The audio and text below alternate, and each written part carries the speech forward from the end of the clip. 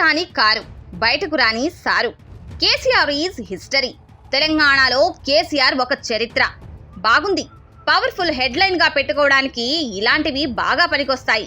కానీ ఆ హెడ్లైన్ కు తగ్గట్టు పనిచేయకపోతేనే ఒక హిస్టరీ అవుతారు. ఒకటి మాత్రం క్లియర్, కేసీఆర్ జనంలోకి రావడానికి ఇష్టపడడం లేదు. చల్లని సాయంత్రాన మీటింగ్ కోసం తప్పితే, అది కూడా ఏడాదికో 6 నెలలకో తప్పితే బయటకు రావడం లేదు. ఏ రాష్ట్రంలో చూసినా, ఏ పార్టీ అధినాయకుడిని గమనించినా అడపాదడపా ప్రజల్లో ఉంటున్నారు. కానీ కేసీఆర్ మాత్రం బయటకు రారు. అదేంటో చిన్న మెసేజ్ కూడా చేయరు. ఇంతటి ప్రభుత్వానికి కేసీఆర్ రావాలా అనే డైలాగ్ కొడుతుంటారు కేటీఆర్. ఆ మాట కేసీఆర్ ను గొప్పగా చూపించదు. కేసీఆర్ బయటకు రారు అనే దానిని చిన్న కవరింగ్ లా కనిపిస్తుందంతే.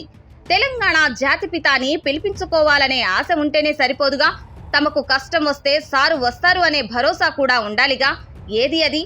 మరోపక్క జాతీయ పార్టీ అయిన బీజేపీ దున్నేస్తుంది. ఎన్నికలకు మరో 2.5 ఏళ్ల సమయం మాత్రమే ఉంది. మరో ఏడాది నుంచి ఎలక్షన్ ఇయర్ స్టార్ట్ అయినట్టే. సో ఇప్పటి నుంచే ప్రిపరేషన్ మొదలుపెట్టింది. ముందుగా జీహెచ్ఎంసీ ఎన్నికలను టార్గెట్ చేయబోతుంది. గతంలోనూ జీహెచ్ఎంసీ ఎన్నికల నుంచే పార్టీ పికప్ అందుకుంది. ఇప్పుడు కూడా సేమ్ స్ట్రాటజీ. అందులోనూ ప్రధాని మోదీ ఎంట్రీ. ప్రధానిగా 3వసారి బాధ్యతలు తీసుకున్న తర్వాత, రాష్ట్రంలో కాంగ్రెస్ ప్రభుత్వం ఏర్పడి 2.5 ఏళ్లు అయిన తర్వాత మోదీ అడుగు పెడుతున్నారు. ఎందుకని? ఇక హనీమూన్ పీరియడ్ ముగిసింది, నడుం బిగించాల్సిందేనని. ఎక్కడో ఉండే జాతీయ స్థాయి లీడర్కే ఆ సొయి ఉంటే, ఇక్కడే ఉండి నిత్యం పోరాడాల్సిన కేసీఆర్ ఇంకెంత దూకుడుగా ఉండాలి?